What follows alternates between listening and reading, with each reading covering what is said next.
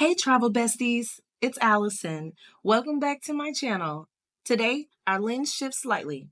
We're still celebrating Kenya's beauty, but we're also shining light on what's happening on the ground right now.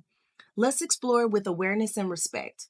Albert Ojwang was more than a voice online. He was a 31-year-old teacher, proud father, and courageous anti-corruption blogger born in Homa Bay County.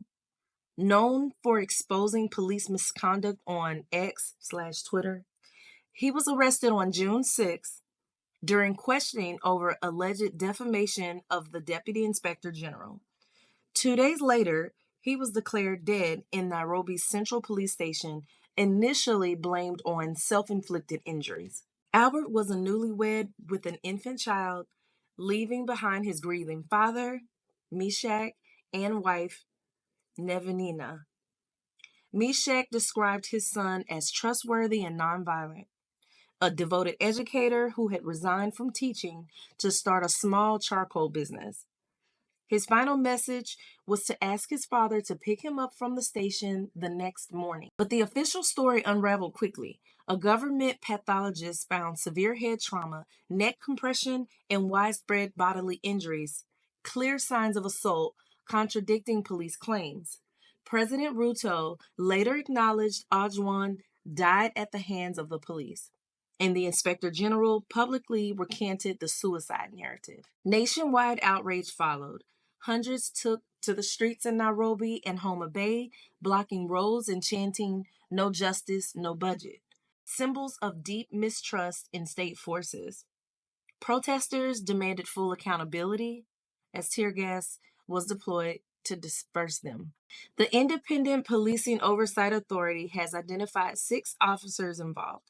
1 constable has already been arrested, with more expected. Interior Minister Makomen and President Ruto have promised a transparent, no interference investigation and pledged to bring the perpetrators to justice. For those who knew him, Ojwang's death is deeply personal.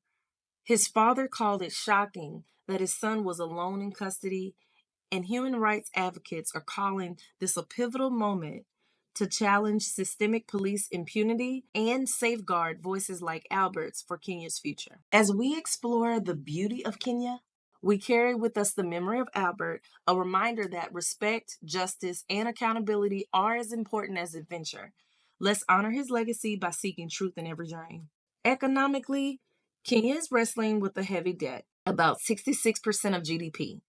Finance Minister Mbadi has presented a new budget that avoids fresh taxes, hoping to balance debt obligations and public trust. Jobs remain a major issue. Youth unemployment runs high. The government has launched a diaspora initiative aiming to send up to 1 million workers abroad for remittance support. But it sparked debate about brain drain and the need for domestic job creation. Yet tourism continues to shine. Kenya's travel sector is projected to earn 650 billion Kenyan shillings in 2025, which is about 5 billion USD, a significant uptick from last year.